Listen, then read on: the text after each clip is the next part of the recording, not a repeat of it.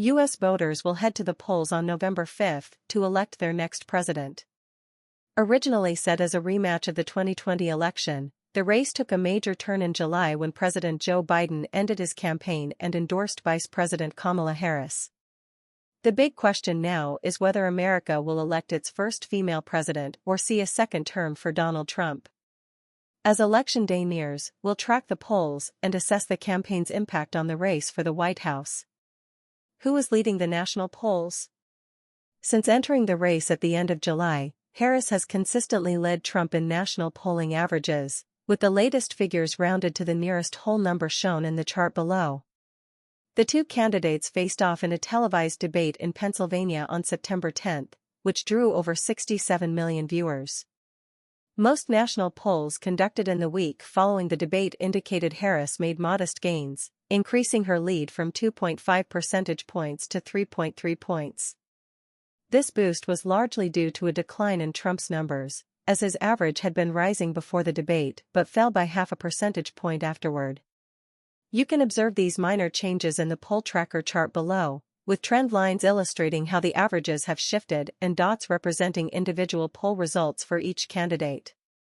While national polls provide insight into a candidate's overall popularity, they may not accurately predict the election outcome. This is due to the U.S. Electoral College system, which allocates votes to each state based on population size.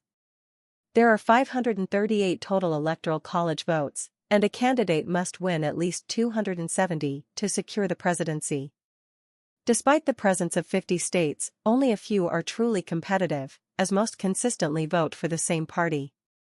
These decisive states, where both candidates have a real chance of winning, are known as battleground or swing states. Who is leading in swing state polls?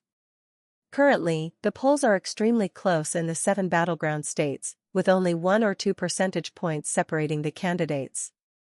Pennsylvania is especially critical, as it has the highest number of electoral votes among the battleground states, making it a key target to reach the 270 vote threshold.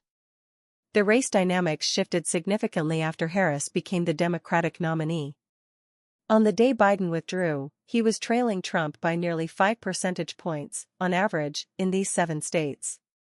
It's important to note that fewer state polls are conducted compared to national ones, so there is less data available, and each poll has a margin of error that could influence the results. However, tracking trends since Harris joined the race helps identify where she seems to be in a stronger position, based on polling averages.